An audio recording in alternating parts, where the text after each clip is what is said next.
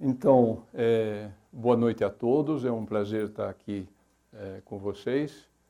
O fato eu trabalharia à noite todos os dias se tivesse sempre um público assim, né? E eu vou falar do projeto Llama. Llama é a pronúncia espanhola da coisa, mas é um projeto que é junto com a Argentina, e os argentinos dizem Jama. Fazer o quê, né? No Brasil, se a gente fosse ler, se eu falo Llama, o pessoal vai escrever com LH, né, geralmente. Então, não sei, o nome foi um pouquinho complicado aí, mas ele foi, claro, é por causa desse bichinho aqui, né? Esse bichinho, ele mora ali nas montanhas onde a gente está montando esse radiotelescópio. Então, a sigla quer dizer Large Latin American Millimetric Array, quer dizer, um grande arranjo de latino-americano de fontes, né? E aqui estão os nomes dos principais responsáveis. Agora, fazendo um pouquinho de história, o que o Brasil tinha em radioastronomia antes do Llama? Tem outros projetos, claro, não é o único, mas o Itapetinga, aqui ele estava sendo, digamos, consertando a redoma, então por isso que ela está aberta, então deu chance de tirar foto, senão a gente não consegue porque está ali dentro, né? E isso aqui é em Atibaia, a 60 quilômetros daqui. E esse radiotelescópio produziu muitos resultados, trabalhou durante muitos anos, mas assim, nos últimos tempos já não estava mais tão utilizado, né? Quer dizer, ele pertence ao INPE e o pessoal de lá não teve tanto interesse nisso, né? De qualquer forma, era importante dar um pulo na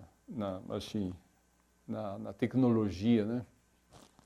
Então, esse projeto Llama é uma antena de 12 metros e ela está nos Andes argentinos, numa altitude de 4.820 metros, na verdade. E é para radioastronomia milimétrica, submilimétrica. Milimétrica quer dizer assim, isso aí é o comprimento de onda, né? Bem pequenininho, e transformando em frequências assim de 100 GHz até 900 GHz. São umas frequências muito altas que não são utilizadas por telecomunicações, por exemplo. Por isso que o espectro assim é limpo, não tem essa poluição. Se a gente vai trabalhar em, sei lá, em 1 GHz, então tem todos esses sinais de computadores, de Wi-Fi, de outras coisas, e fica assim, difícil de trabalhar, né? O acordo com os argentinos é o seguinte: os argentinos pagam, constroem o sítio, quer dizer, a estrada até a montanha, ali tem que ter as telecomunicações, tem que ter a geração de eletricidade, porque não tem força elétrica por perto, e, enfim, essa infraestrutura, né? E o Brasil pagou a construção da antena por uma empresa que chama Vertex, que é a mesma empresa que fabricou a maioria das antenas do projeto ALMA. Daqui a pouco eu vou falar um pouquinho do projeto ALMA, né? Então tem aqui os responsáveis de cada lado. Aqui só tem 3 porque, digamos, eles estão em fase de mudança. Tem um que resolveu sair ou se aposentar. Então tem que renomear, né? O status desse projeto, olha, aqui tem um erro aqui, em outubro de 2017, 90% do preço da antena já foi pago. E a antena já foi construída totalmente e já se encontra na Argentina, mas em containers, né? Ela não foi montada ainda.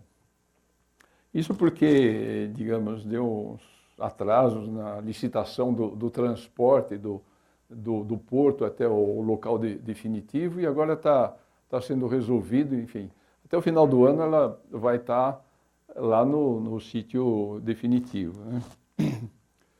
Agora, é importante falar do contexto, né? Este daqui é o projeto ALMA, que tem 66 antenas situadas a 5.000 metros de altitude. Esse projeto é o mais internacional que a gente possa imaginar, né? Ele é americano, canadense, europeu, os países asiáticos também, né? Os japoneses também têm antenas, fizeram antenas ali. Cada um estava querendo desenvolver seu próprio projeto de interferometria e depois resolveram, o bom senso, juntar todos os esforços num grande projeto, né? O Brasil ficou de fora disso. Bom, e os argentinos também, né? Logo o Brasil e a Argentina que está ali pertinho, né? Aí a gente ficou um pouco inconformado com isso, o que vamos fazer, né? Porque senão, quer dizer, simplesmente entrar no projeto ALMA não era uma possibilidade fácil. Aliás, tem toda uma questão de se o Brasil vai entrar no ESO, que é o Observatório Europeu, ou não vai entrar, e até hoje não foi resolvido, né? Mas nós decidimos então construir o radiotelescópio Llama do lado argentino, né? Então é um projeto 50% argentino e 50% brasileiro. Aqui é o lugar onde vai estar instalada a antena daqui a relativamente pouco tempo, né? E, bom, os Llamas andam aí por aí em volta, né? A gente vai montar uma antena, uma cerca em volta da antena para proteger o Llama dos Llamas, né?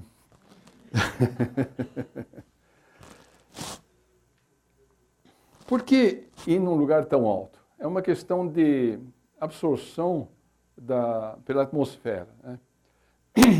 Aqui está um gráfico em que, nesse eixo aqui, tem a absorção. Absorção, ou melhor, transmissão. Quando a transmissão é zero, é que nenhum sinal chega até o chão.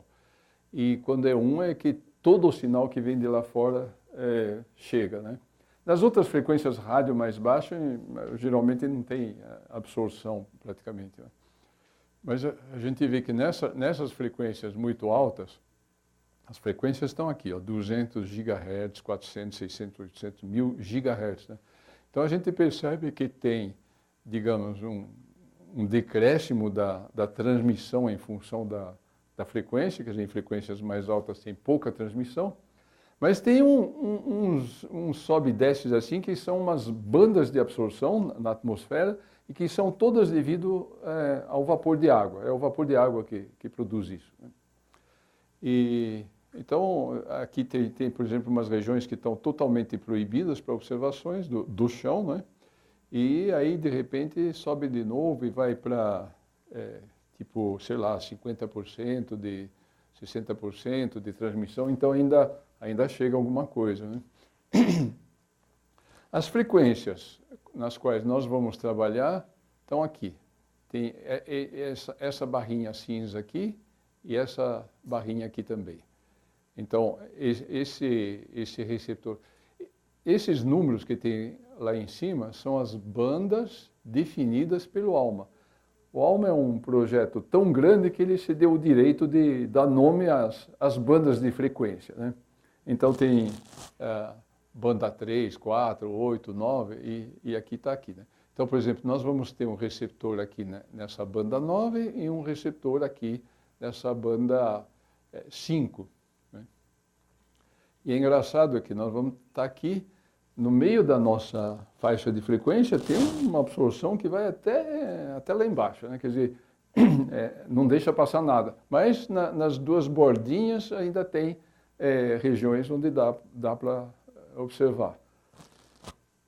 É uma transição da água, mas essa emissão, isso aqui é absorção da água atmosférica. Mas a mesma água que existe em outras galáxias ou estrelas, tudo isso, geralmente emite nessa região. Então a gente gostaria de poder observar a água de outras galáxias, por exemplo. Mas isso é possível graças a um fenômeno da expansão do universo, né?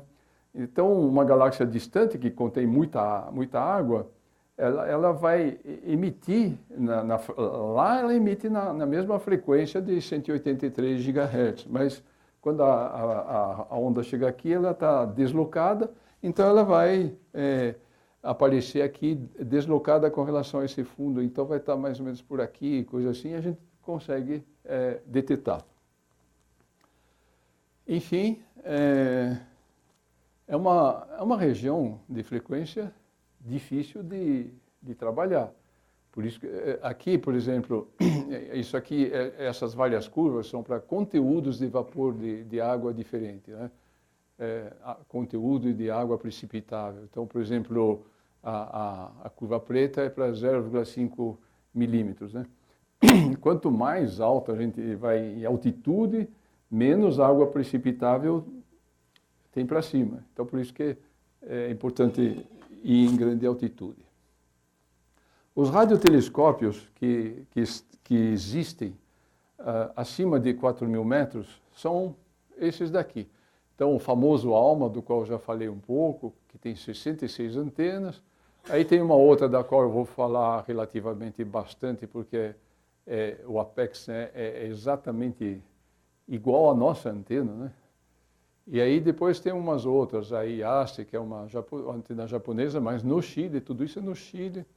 Tem essa JMCT nos Estados Unidos, quer dizer, Mauna Kea no Havaí, né? E aí tem Lhama, nós, né?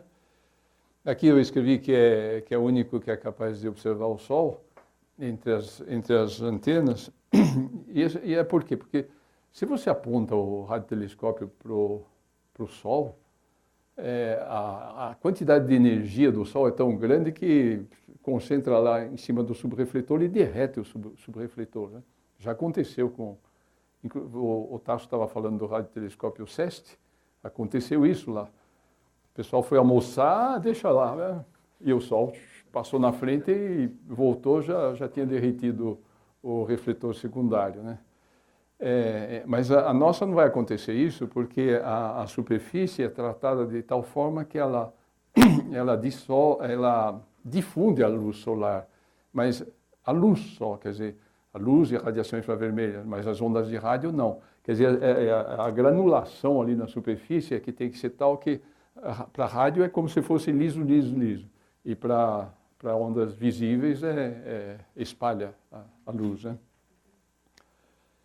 Bom, só para dizer aqui que não são tantos radiotelescópios assim, mas cada um tem lá suas especialidades, suas particularidades, e nós vamos ter realmente uma possibilidade aí de estar competitivo, né? Agora, eu falei um pouco do ALMA e vou falar do APEX. O APEX é um radiotelescópio que é nosso exemplo, né? Porque o nosso é muito parecido. Esse daqui, o APEX. Nossa antena vai ser assim. Então não dá para mostrar uma foto da nossa antena, mas dá para mostrar dessa, né? Ela vai ter, digamos, aqui está o prato refletor, se a gente visse de cima seria uma linda parábola, e ela tem essas cabines assim, dos dois lados, dentro dos quais podem ser colocados receptores. Então eu vou mostrar um pouco adiante, é o seguinte, dentro aqui dessa cabine que quando o radiotelescópio se inclina, essa daqui se inclina, mas essas daqui não. Mas por quê? Aqui a gente bota um espelho a 45 graus mais ou menos e faz a luz atravessar o eixo ali do radiotelescópio e vem para cá. Isso aqui é chamado de foco Nasmyth, né? Isso é o mesmo termo para os telescópios ópticos também. A vantagem é que a gente pode trabalhar aqui sem botar um criostato com hidrogênio, hélio líquido lá dentro, né? E ele não vai ficar inclinando, ele só vai virar em azimuth. Então essa é praticamente a nossa antena. Aqui está para mostrar a sala de controle do APEX, com que cara que tem, né? A nossa vai ser meio parecida. Então, isso aqui, na verdade, é uma espécie de container que eles colocaram lá e colocaram instalações dentro. Esse container tem a particularidade que tem um sisteminha de enriquecimento em oxigênio, né? Porque a 4.800 metros de altitude a gente não se sente bem, começa a se sentir meio tonto, coisa assim. E aí esse aparelho ele tira o oxigênio do próprio ar ali de fora e joga para dentro só o oxigênio, né? Não o nitrogênio e o resto. E aí, bom, a gente acaba tendo a quantidade de oxigênio necessário para viver e pode ficar aí um monte de horas sem ter problemas aí dentro, né? Essa daqui é a nossa colega Zulema aqui, que é professora do IAG também, que estava lá visitando a sala de controle do radiotelescópio Apex. Bom, onde é que fica isso? Nós moramos aqui em São Paulo, né? Basta pegar o Trópico de Capricórnio e reto aqui que vai chegar ali no Chile, em Antofagasta, vai passar pelo Alma, e o Olhama aqui bem perto. A distância do Alma e do Olhama é 150 quilômetros apenas, né? Quer dizer, aqui está a fronteira entre Chile e Argentina. Então, eles ficaram aqui do lado chileno e nós estamos aqui do lado argentino, né? Isso, bom, em linha reta é fácil, mas de carro a gente é obrigado a descer aqui um pouco, por exemplo, passa em Foz do Iguaçu, depois pega uma estrada super reta, muito boa, e aí em 4 dias, tranquilamente, chega lá. Eu aconselho a qualquer um de vocês que tiver vontade de viajar um pouco, porque é muito bonito, né? Essa travessia, por exemplo, do Salta e Jujuy, do lado argentino, são os Campos de Jordão deles, lá o lugar onde eles vão passar férias nas montanhas, né? Mas daqui para cá, para atravessar a Cordilheira dos Andes, tem uma estrada que é boa, né? Mas ela passa em altitudes altas, tem salinas, tem um monte de coisa assim que realmente aconselho. E olha que eu fui com... Não precisa ter carro de tração nas 4 rodas, SUV, ou sei lá o quê. Eu fui lá com um Fiatzinho, né? Não tem problema. Os receptores. Quando o acordo entre Argentina e Brasil foi assinado, não ficou muito bem definido quem que tinha que fornecer os receptores. Acontece o seguinte, bom, os receptores eles têm todas essas caras, eles são uns negócios assim desse tamanho, em forma de cartucho, e eles são colocados dentro de um criostato, né? Eles são resfriados a temperatura de 4 graus Kelvin. Agora, esses receptores são de altíssima tecnologia, a gente não encontra no comércio, e a organização do ALMA fez o seguinte, para cada frequência de receptor, é um instituto aí do planeta que fazia, né? Então, por exemplo, o instituto chamado NOVA, da cidade de Groningen, na Holanda, fez os 66 receptores para 66 antenas que tem o ALMA, né? Então, se eu quero ter um receptor da mesma banda lá, a banda 9, né? Eu tenho que conversar com eles, porque quem fez 66, tem até peças sobressalentes, até fizeram uns 2 ou 3 a mais ali para garantir que vai funcionar, né? Então, foi o que a gente fez, foi lá conversar e nos entendemos e eles nos cederam um receptor gratuitamente, né? Fala, puxa, mas a gente é pidão, né? Só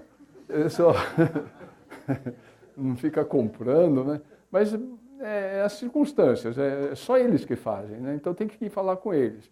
E geralmente eles até preferem ter uma espécie de acordo, né? Não, tudo bem, a gente passa para vocês, mas a gente mantém uma colaboração, que significa que eles vão poder usar o radiotelescópio também, e vai assim.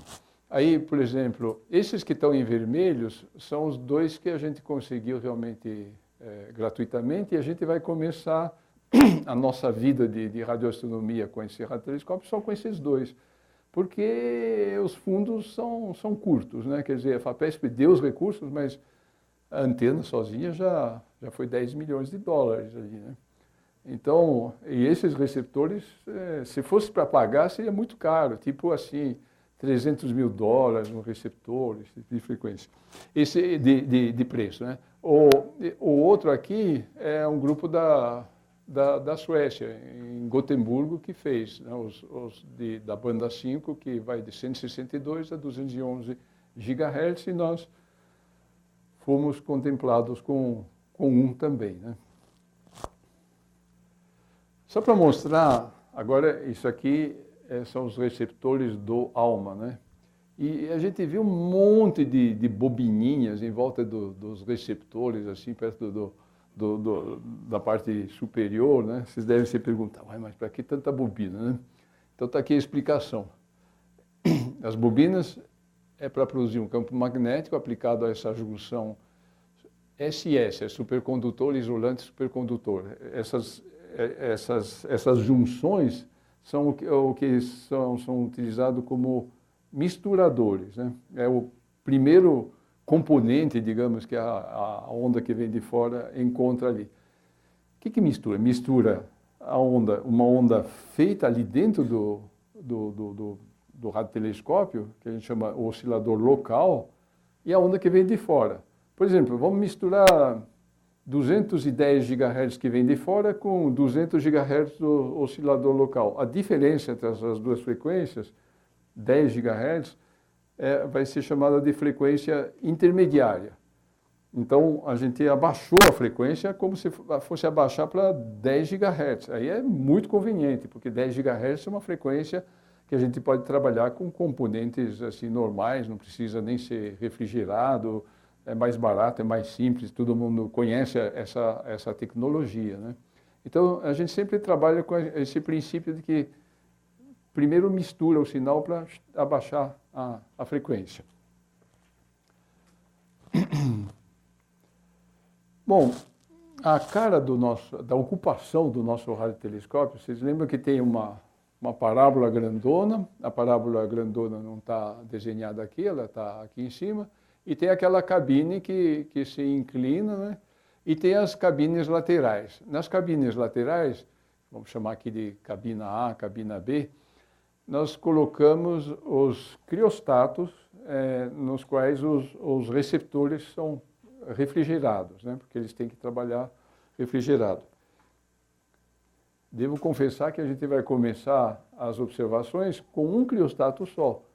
Quer dizer, só vai trabalhar aqui o lado B e esse daqui fica para ir construindo à medida que os recursos vão aparecendo, né?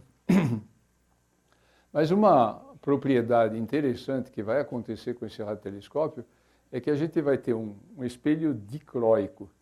Alguém já ouviu falar desse negócio aí? É um espelho que transmite as ondas de uma certa frequência e a outra reflete, né? Então, com isso, a gente pode separar. Por exemplo, vem aqui ondas de todas as frequências. A gente vai jogar o 200 GHz para cá e o 400 GHz para cá. Isso é possível e não se perde nada de sinal. Quer dizer, porque está tudo disponível no sinal que vem. Tem as bandas de 200 e as de 400. A gente separou, né?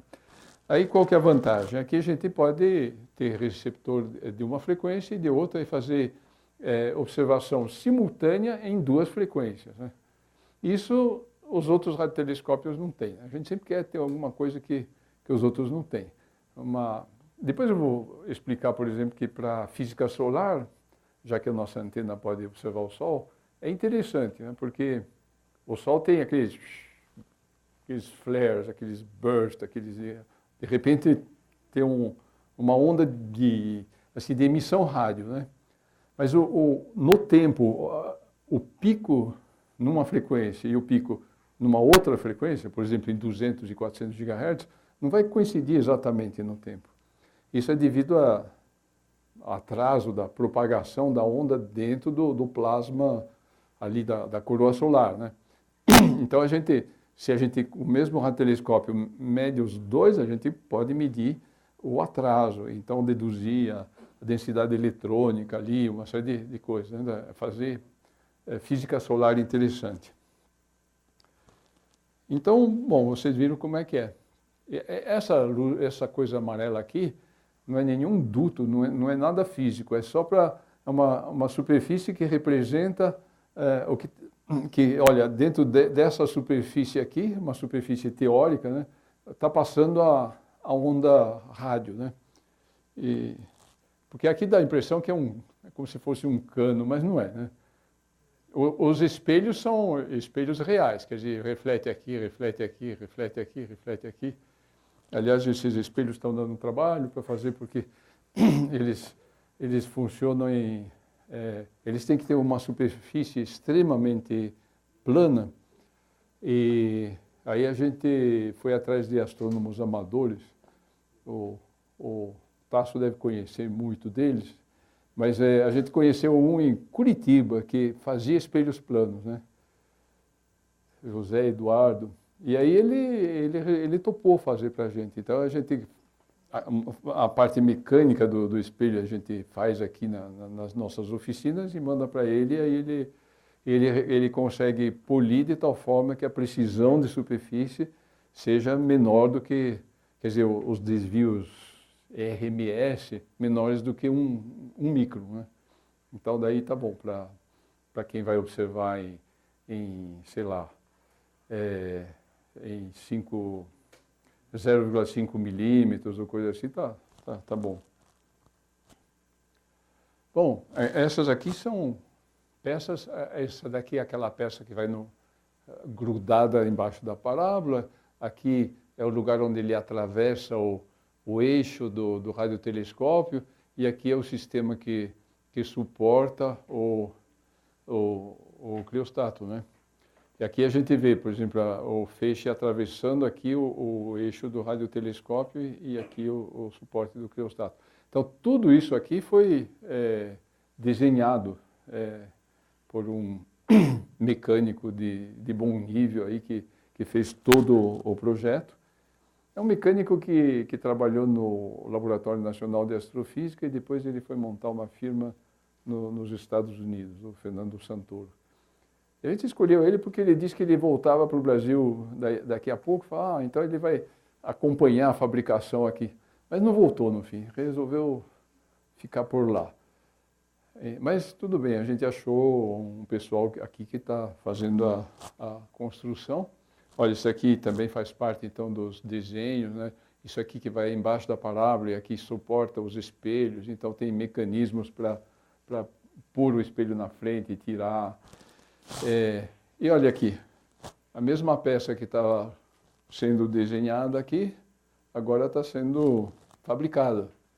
Em Araraquara, que a gente lá que encontrou, digamos, um fulano que tem uma firma em implantação, digamos, né, uma startup, né, e ele distribui os trabalhos pelas empresas em volta e consegue fazer trabalho bom e rápido e barato também. Isso aqui só para mostrar como é que são essas antenas. Elas são feitas de gomos de fibra de carbono. Então depois os gomos são todos postos juntos. Isso daqui é lá no Chile, no ALMA, mas não no lugar onde estão as antenas, numa espécie de laboratório que tem, sei lá, 3.500 metros de altitude, mais ou menos. E eu estou botando uma flechinha aqui para mostrar essa torre, que a gente também vai ter que ter uma torre dessa ao lado do nosso Llama, para pôr um transmissor de radiação para fazer a holografia. Então, vou rapidinho dizer o que é essa história de holografia. A gente manda a radiação em cima da superfície parabólica e aí ela é refletida. E o mesmo receptor também recebe a que vem direto e mede as diferenças de fase entre a refletida e o que veio direto, e com isso consegue deduzir quais são os erros de superfície da antena. Porque em cima desses gomos aqui vão painéis. Os painéis são de alumínio. E aí a gente tem que ajustar a posição dos painéis, quer dizer, ir lá mexendo os parafusinhos atrás de cada um deles para pôr na posição certa, né? Para chegar, o plano é que a parábola inteirinha tenha um desvio com relação à parábola ideal de 20 microns RMS. RMS é root mean square, média quadrática do erro, né? Bom, aí tem uma série de tecnologia utilizada para obter espectros. Depois eu vou falar um pouco melhor dos espectros e a gente vai também acabar tendo um Maser de hidrogênio. Maser de hidrogênio é um relógio extremamente preciso, né? Quer dizer, basicamente ele atrasa ou adianta 1 segundo em 12 milhões de anos, né? A gente não vai estar lá para verificar. Mas ele é importante para as experiências de interferometria a grande distância. Isso vou falar um pouquinho mais a respeito, né? Então vamos falar um pouco dos objetivos científicos do radiotelescópio. Ele é um telescópio óptico. Cada um pede tempo e vai lá e observa o que quiser, né? Então pode ser numa frequência. Tem gente que quer observar quasar, então vai observar no contínuo. Tem gente que quer observar moléculas, vai observar nebulosa planetária, vai observar estrelas AGB. Então, digamos, tem muita coisa que pode ser feita, né? Eu vou puxar só esses assuntos. Não, eu vou falar um pouquinho das imagens de VLBI, da astroquímica e da física solar. Só para, digamos, mencionar um pouco alguns dos assuntos, né? A astroquímica é uma coisa muito interessante. Quer dizer, no espaço existem moléculas, e moléculas orgânicas relativamente complexas. Só para dizer o que que a gente chama de complexa, por exemplo, a glicina, que tem essa estrutura aqui, com nitrogênio, carbono, 2 oxigênio, tal. E a molécula de ureia, né? Normalmente o pessoal representa com bolinha preta o carbono, vermelho o oxigênio e acho que azul é o nitrogênio, né? Mas enfim, tem uma tendência em ficar procurando moléculas que formam os aminoácidos ou coisa assim, né?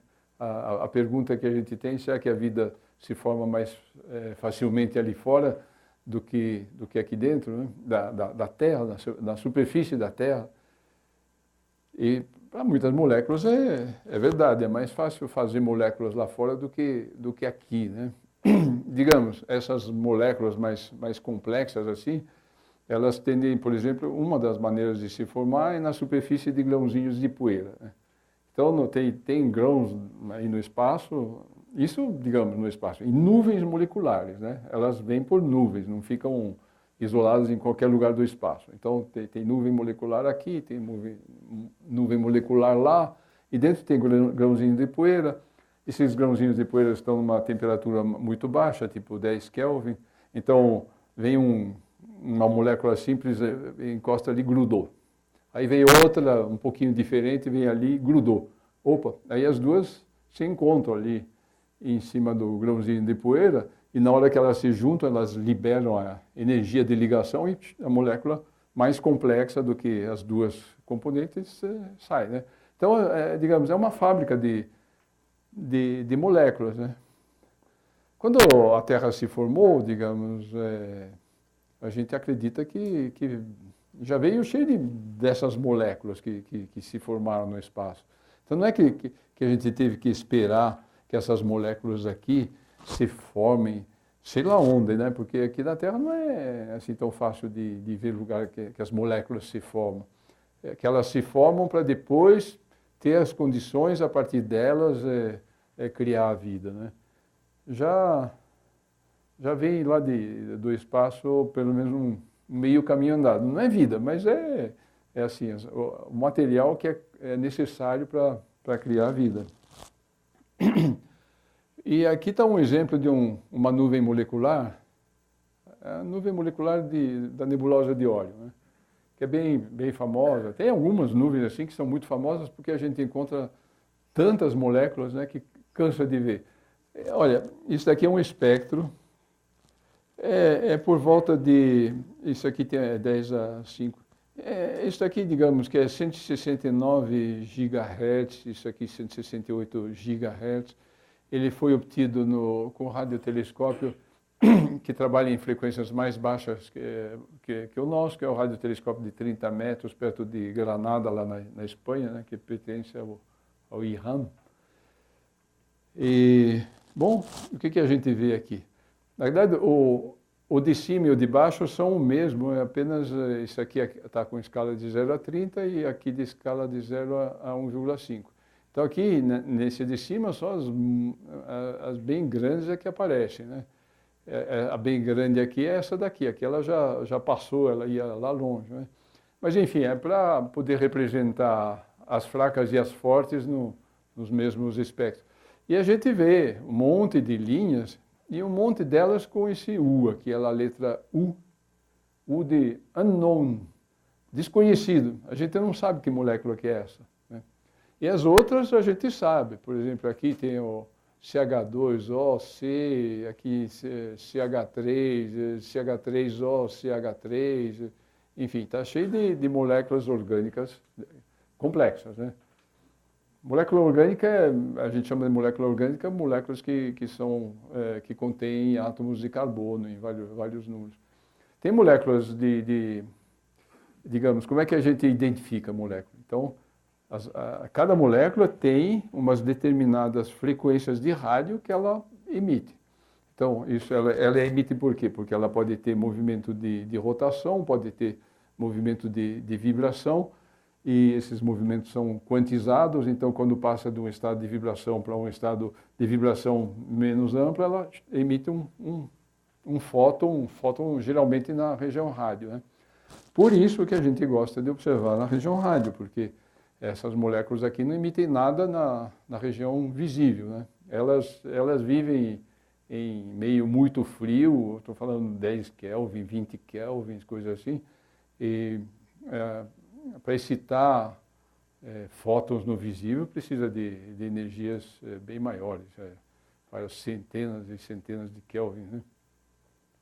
Então está aí a maneira de... O que a gente quer saber com essas moléculas? A gente quer entender, né? Por que elas estão aí, como é que elas se formaram.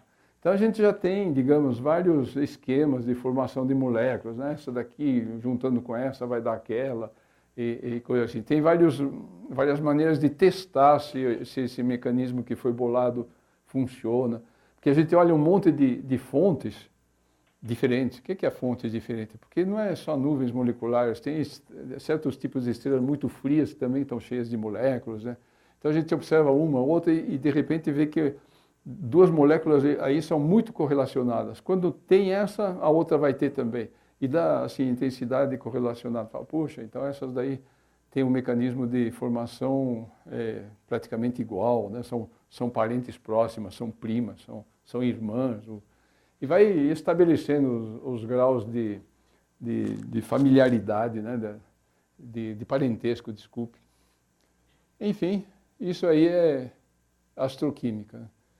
E tem gente que trabalha em astroquímica de tudo quanto é jeito. Tem teóricos que ficam só calculando, usando a mecânica quântica, calculando quais são as frequências que essas moléculas têm que emitir. Isso é muito importante, porque o radioastrônomo que quer procurar molécula, ele não vai se dar o trabalho de calcular a frequência, que é muito complicado. É toda uma ciência, né?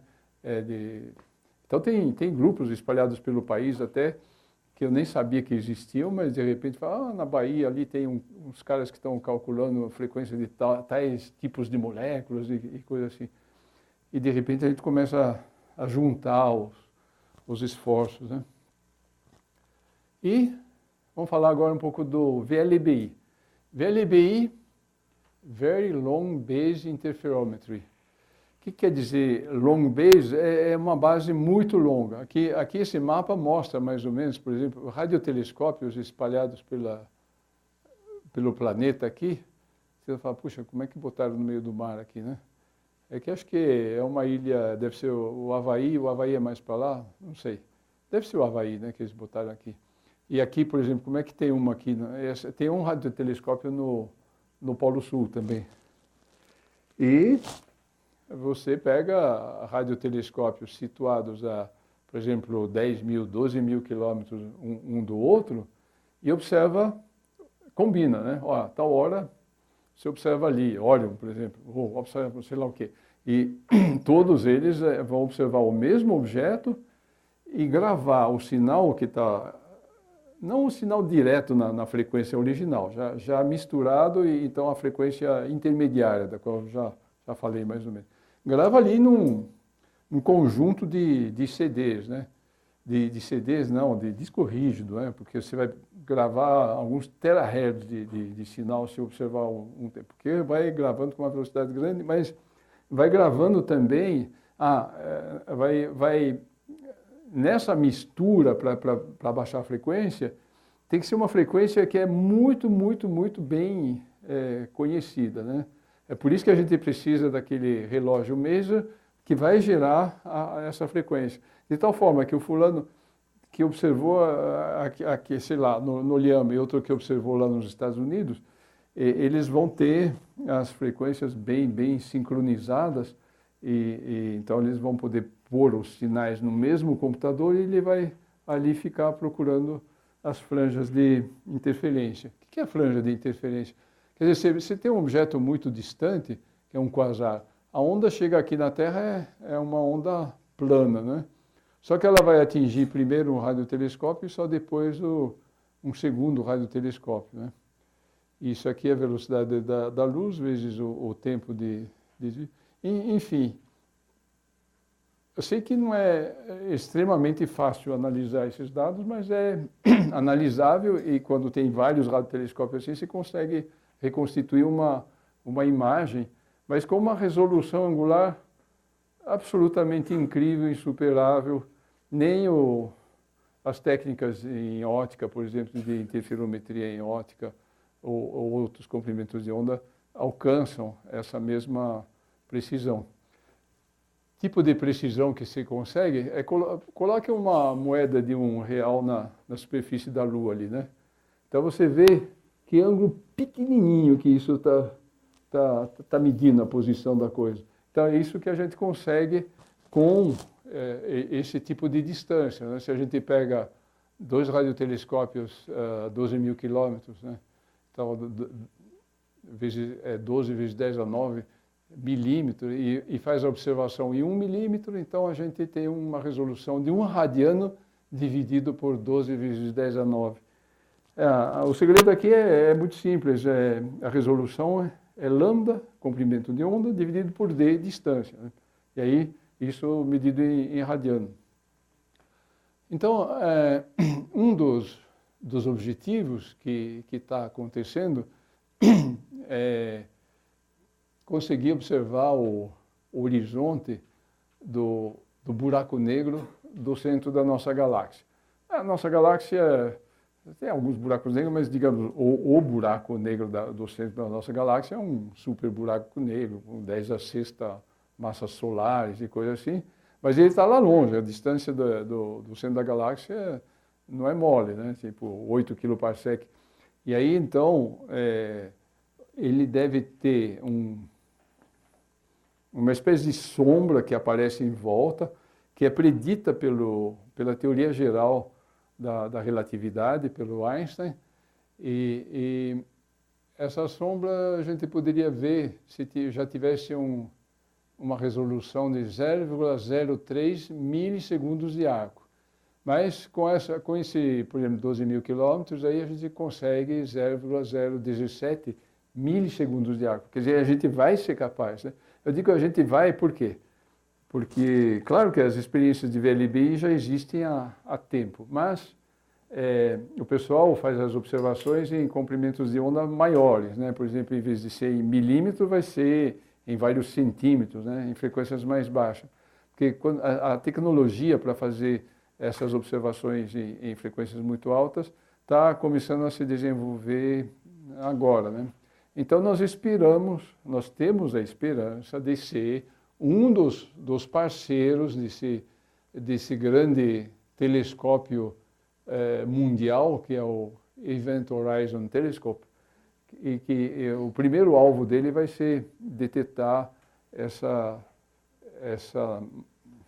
sombra, né, do buraco negro da nossa galáxia.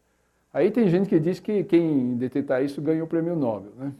Mas imagine, primeiro, vão ser dezenas de radiotelescópios. Em cada radiotelescópio vai ter várias dezenas de pessoas trabalhando, né? Então, o prêmio Nobel aí vai render um centavo de dólar, uma coisa assim. Mas, enfim, acho que eu não conto muito com isso, não sei, não tô nem... Mas vale a pena estar nessa corrida aí. É interessante isso. Vou falar um pouquinho... bom, o VLBI, na realidade, eu só falei aí do VLBI para grandes distâncias e...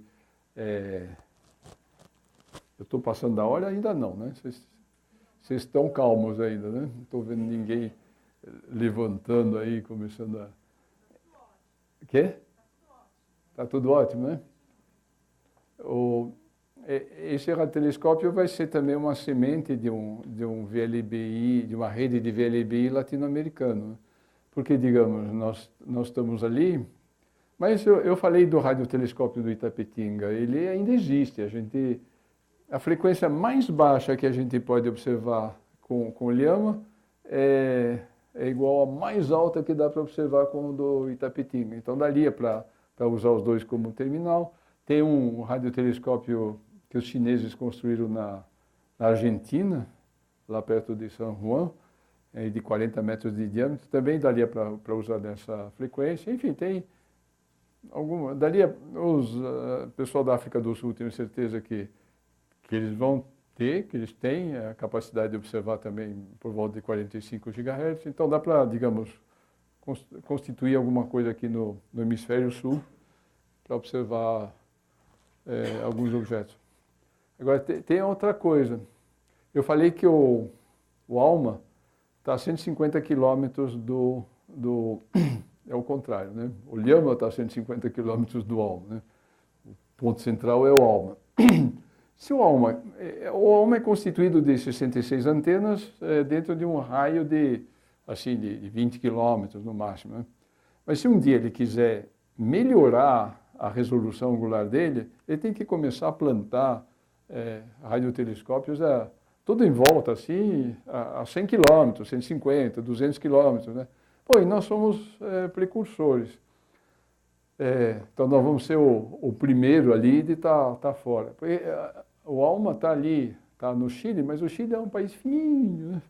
E os Andes logo acabam, então você não vai poder pôr a 150 quilômetros do outro lado lá, do lado do Pacífico, né? Então tem que invadir a Argentina mesmo, não tem jeito. Então nós estamos fazendo isso, né? Já vai estar lá. Quê? Já vai estar lá. Já vai estar lá, né? É isso aí. Então, é interessante desse ponto de vista também, né? Física solar. Bom, não vou me estender muito aí sobre a física solar, porque eu entendo muito pouco, mas eu já cheguei a mencionar. Bom, o Sol é cheio de eventos, assim, hiper complicados, né? E tem um pessoal meio doido aí que fica estudando isso. Tem no Mackenzie, tem na Argentina, tem no INPE, né? Então, já deu para juntar um grupo de pessoas que têm interesses comuns, que vão fazer observações. E digamos que em função da frequência, o Sol é muito explorado aqui nessas frequências de 1 até 10 GHz, mas quando a gente vai de 100 até 1000, tem assim, algumas frequências que tem bastante, mas é uma região pouco estudada, né? E onde vai dar para estudar justamente essas histórias que eu estava falando, o atraso do pico de emissão de uma frequência com relação a outra. Enfim, tem toda uma programação solar que está sendo feita, né? Então, eu estou relativamente satisfeito com as perspectivas científicas, né? Porque tem época que eu pensava, puxa, mas construir esse negócio e depois, né? Será que vai vir alguém querer observar aí, né? E se o radiotelescópio ficar as moscas, né? Só nós 3 ou 4 aqui que vamos observar, aí fica chato, né? Mas a gente fez um workshop há um mês atrás, né? Da ciência com o Lhama, E focando só nesses 2 telescópios que vamos ter no começo, né?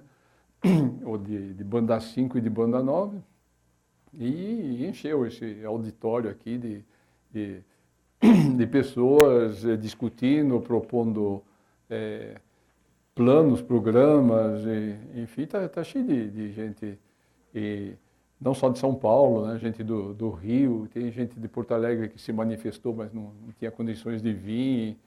Bom, vieram gente do Chile, tinha o pessoal da Austrália, que estão querendo, assim, até propor coisas. Então, acho que está bom. Então, acho que é só o que eu ia apresentar hoje. Vou passar a responder a perguntas agora. Então, vamos agradecer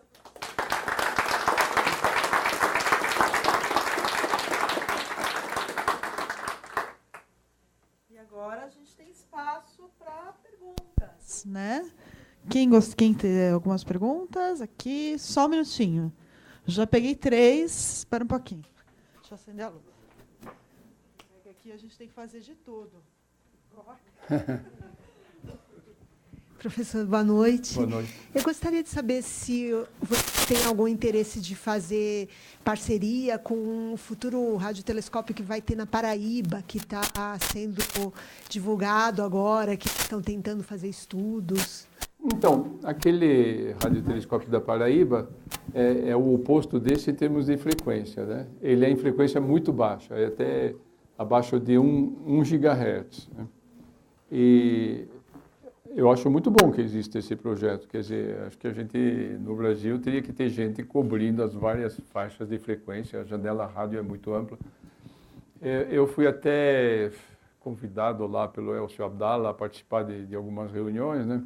Mas na hora de entrar com um projeto na FAPESP e coisa assim, eu não podia. Porque a FAPESP só aceita você participar de um projeto. Você tem que pôr lá quantas horas de dedicação você tem por semana, né, nesse projeto. Então, se você já botou ali 80% do seu tempo para o Lhama, você não pode mais se enfiar em outro. Então, oficialmente, eu não estou, mas eu acompanho com interesse, de vez em quando a gente discute e coisas assim. Quer dizer, eu tenho simpatia pelo projeto, mas não sou participante, né? Boa noite. Com relação àquelas observações aqui, que são feitas por vários radiotelescópios simultaneamente, tem um ângulo ali de correção, né? Tem alguma coisa a ver com o conceito de paralaxe astronômico ou não? É outra coisa? Não, tem a ver, digamos, não é diretamente o paralaxe, mas com esse conjuntão de radiotelescópio a gente consegue medir paralaxe. O que eu chamaria de paralaxe é assim: se você tem um objeto no céu e observa ele, devido à rotação da Terra em torno do Sol, você vai ver o objeto fazendo um pequeno movimento, né? Então, é uma maneira de medir distâncias de estrelas. Por meio da paralaxe, no visível, você consegue medir distância de estrelas até... Bom, tem o projeto Hipparcos lá, mediu até 1 kPa. Agora o Gaia vai sair os dados e até 2 kPa, coisa assim. Mas com esse sistema, você consegue ir bem mais longe, porque por causa dessa precisão angular muito, muito pequena. Os japoneses fizeram, junto com os coreanos e outros lá, um grupo de VLBI e observaram fontes que estão ao longo dos braços espirais da nossa galáxia. Quer dizer, conseguiram traçar a posição de braços espirais da nossa galáxia por meio de VLBI e rádio, né? Então, claro, é uma coisa que eu gostaria de fazer também, né? Tem uns braços aí que estão no hemisfério sul que eles não conseguiram observar e que a gente poderia contribuir bastante. Tá ligado? Aqui, ó. Eu tenho uma pergunta que eu não consigo deixar de não fazer quando se fala de palestra de qualquer forma de investimento em ciência, como você contextualiza esse tipo de projeto na situação do Brasil atual, no que se diz sobre investimento em ciência e tecnologia? É uma pergunta interessante. Nós começamos quando estava antes da crise. Quer dizer, em 2011 a gente apresentou um workshop na FAPESP para eles julgarem. Aí depois eles mandaram o projeto para assessores externos, mas no finalzinho de 2011 saiu lá, aprovado o apoio a esse projeto, né? Então é pré-crise, né? E foi uma época, inclusive, que tinha um reitor da USP muito generoso aí, gastando dinheiro um pouco à toa, e ele fez programas assim para dar apoio a diversos projetos e ele tinha nos dado também um recurso, né? Recurso que não era assim desprezível. E aí veio a crise começou, mudou o reitor, o pessoal percebeu que o anterior lá, o Rodas, estava gastando demais, então tem que restringir tudo. Então eles pegaram de volta o dinheiro que já tinham atribuído para o nosso projeto, para o nosso grupo. Está complicando um pouco, né? A FAPESP continuou apoiando, mas a gente se viu em dificuldades porque os custos são maiores do que a gente pensava. A gente passou por um período de dólar de custo elevado, né? E aí a gente não sabia como se proteger do custo do dólar e várias coisas assim que no fim a gente está justamente a gente virou pidão e a gente foi procurar ajuda de outros grupos e está começando a vida com um radiotelescópio só com 2 receptores, né, quando era para ser 6, mas a gente tem a esperança que, uma vez que o radiotelescópio está montado, que o pessoal vê que tem realmente uma comunidade ampla interessada, né, ele vai deixar de ser um projeto atualmente, é um projeto só paulista, né, é a FAPESP que está sustentando, mas eu gostaria que ele fosse um projeto aberto a todos os brasileiros, né? Então que o governo federal também botasse algum recurso ali. Olha, a situação não é mais tranquila, mas também não estamos ainda a gente conseguiu restringir as despesas, né? A gente, por exemplo, o pessoal de fora queria que a gente trabalhasse com project manager, com salários altos. Não, a gente descartou. O fulano falou, daqui, a partir de agora, você não trabalha mais com a gente porque o seu salário é muito alto, né? E coisa assim, né? A gente fez, né? Mas estamos sobrevivendo. Eu tenho esperança que a gente vai chegar até o radiotelescópio funcionar. Agora, na Argentina, também não está fácil, do lado deles. A gente passou... porque eles demoraram muito para liberar. Teve aquela transição da Kirchner para o Macri, aí uma certa época de indefinição, aí no fim resolveram soltar o dinheiro para construir a estrada, e várias coisas assim. Mesmo agora eles estão passando por dificuldades, mesmo para conseguir o dinheiro para fazer o transporte do porto de Zárate até o pico lá, por exemplo. Agora que está sendo feita a licitação, né? Mas é um trabalho constante. Aliás, na semana 1ª de novembro ali, eu vou passar uns dias na Argentina e me propuseram de ver alguém lá do Ministério de Ciência e Tecnologia deles. É sempre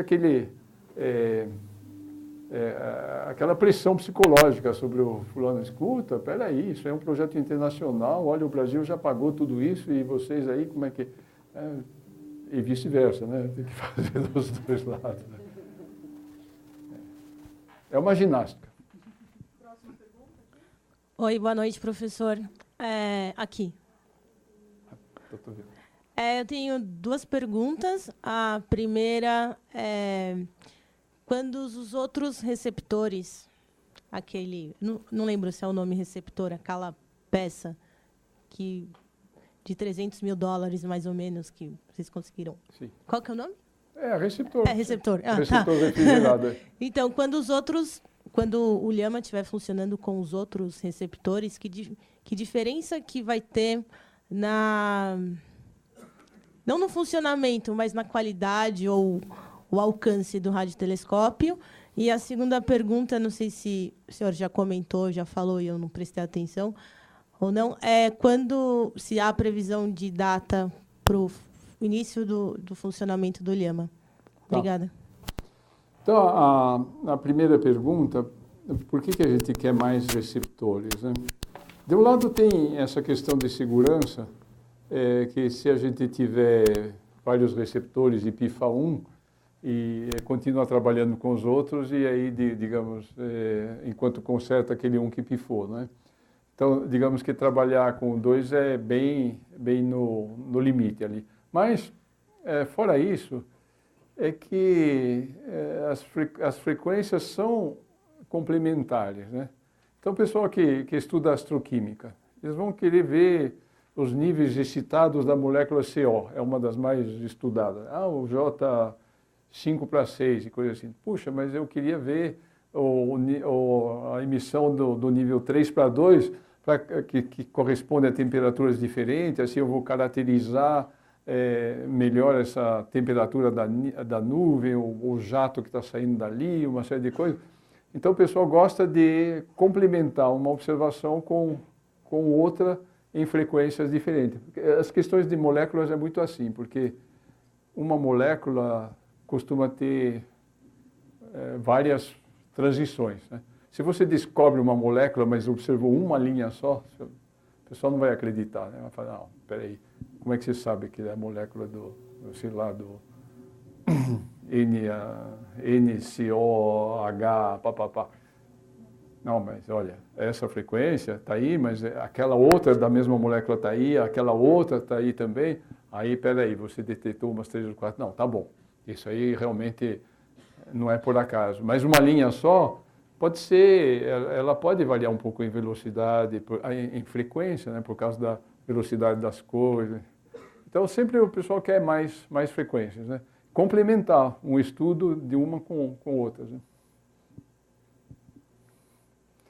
Eu respondi a primeira parte, né? A outra era o schedule lá, o tempo, quando é que vai estar pronto. Olha, hoje a Cristina Capa, que é a minha equivalente hoje lá do lado argentino, foi lá na Fundação Inovate para abrir os envelopes de uma licitação para o transporte, né? Então, ela deve estar sabendo qual a firma que vai fazer o transporte, qual o custo e tudo isso, né? Então, isso é bom, porque é um passo que está sendo dado.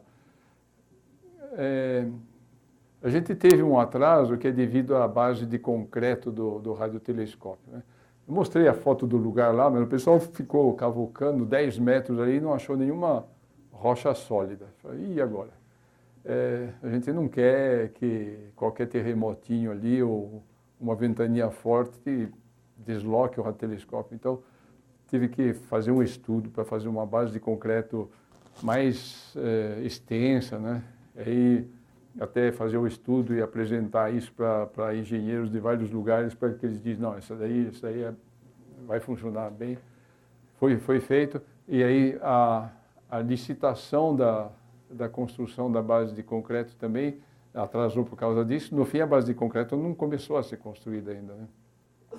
Então, esse transporte, a gente vai fazer o transporte até o local e deixar os contêineres ali, porque sai muito mais barato deixar o container aqui, porque o preço do local onde ele está agora é mais ou menos $1.000 por dia que está sendo pago, né? Então tem que tirar logo. Mas enfim, com tudo isso, a esperança é que no final do ano comece a construção da base de concreto, que demora uns 2, 3 meses, porque tem o tempo de cura do concreto. Aí, ela estando pronta, a firma Vertex lá vem e monta a antena, e que no meio do ano que vem a antena esteja montada. Aí cabe a nós ainda entrar dentro dessa antena e começar a enfiar os nossos negócios lá, os nossos espelhos, nossos receptores, criostatos e tudo isso.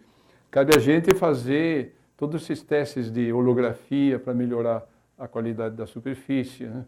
E cabe a gente fazer os testes de apontamento, porque ela vem com um apontamento, mas você vai jogar a antena para tal posição e ela vai estar um pouquinho fora.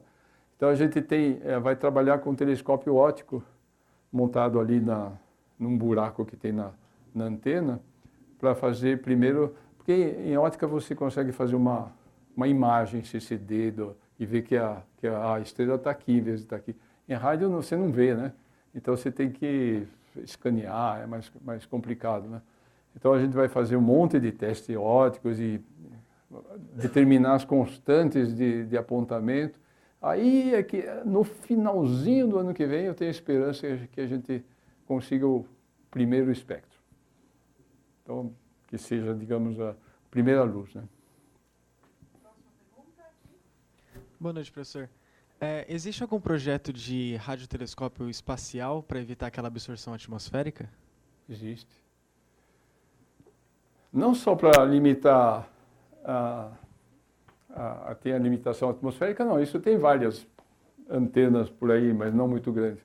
Atualmente tem os russos estão desenvolvendo um projeto de telescópio, de radiotelescópio de 10 metros de diâmetro, mas o objetivo principal, e nessas frequências, altas frequências, o objetivo é assim, porque eu falei para vocês, olha, o VLBI, a resolução angular dele é 12 mil quilômetros, então dá tanto, né? Mas você queria uma Terra maior, né? Ficar só com 12 mil quilômetros, então a Terra é muito pequena, você tem que botar o radiotelescópio mais longe ali, aí você vai conseguir, em vez de 12 mil, você vai conseguir 100 mil quilômetros, por exemplo. Aí você vai ter uma resolução angular para ver uma formiguinha na Lua, né? Esse tipo de resolução.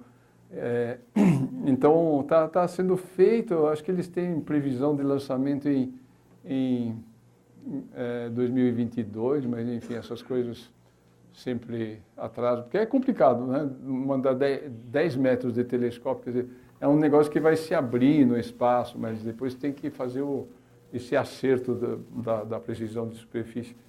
E é interessante que, é uma coisa que eu não contei bem para vocês ainda, a pessoa que foi o diretor do Projeto ALMA, quando o Projeto ALMA foi inaugurado, né, em 2013, ele chama Thaís de Grau.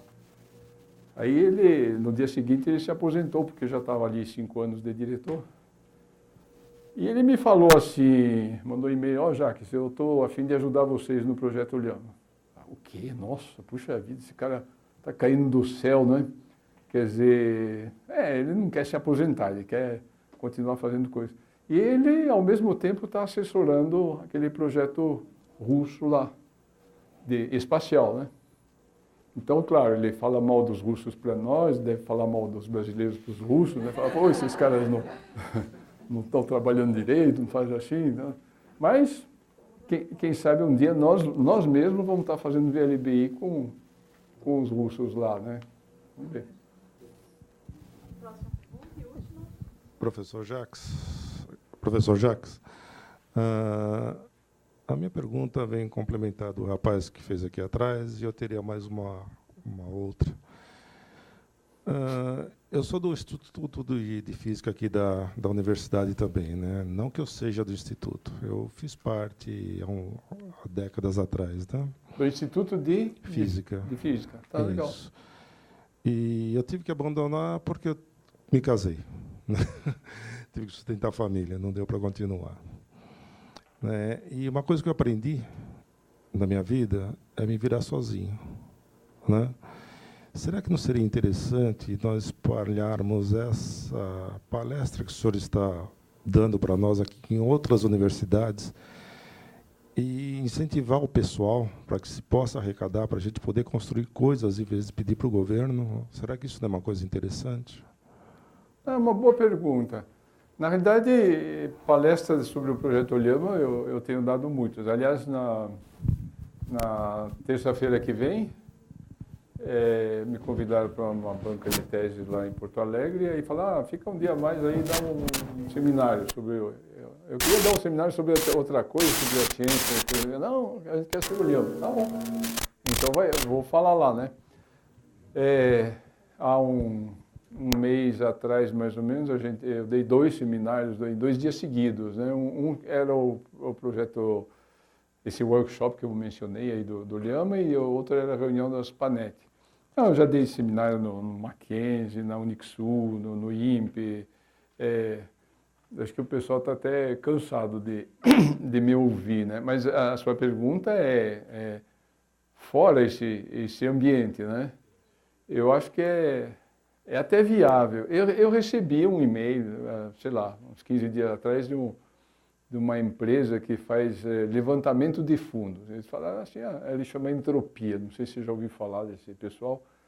Fala, olha, o que a gente organiza? A gente faz assim, você está precisando de recurso, né? Então a gente manda e-mail para um monte de gente, eles têm lista de e-mail, você se compromete a, digamos, atender as pessoas que têm curiosidade, coisa assim, e eles pedem arrecadação e aí eles ficam com 18% do arrecadado, né, o custo da empresa. Aí eu fiquei pensando, balançando, tem suas coisas interessantes, né? Eu estava com uma pós-doc que ficou sem bolsa. Eu gostaria de manter a existência dela aí no projeto, mas, puxa, um negócio desse até que funcionaria, né? Mas os meus colegas assim falam, não, peraí, isso aí não tem segurança nenhuma, não faz isso, não querem se meter, né? Então, aí eu fiquei, bom, eu não posso fazer isso sozinho também, né? Tem que ser a equipe topando, porque tem um compromisso de ficar atendendo as pessoas, né, os doadores, eles podem te telefonar e você perguntar. Então, eu não sei. Faz parte de um crescimento,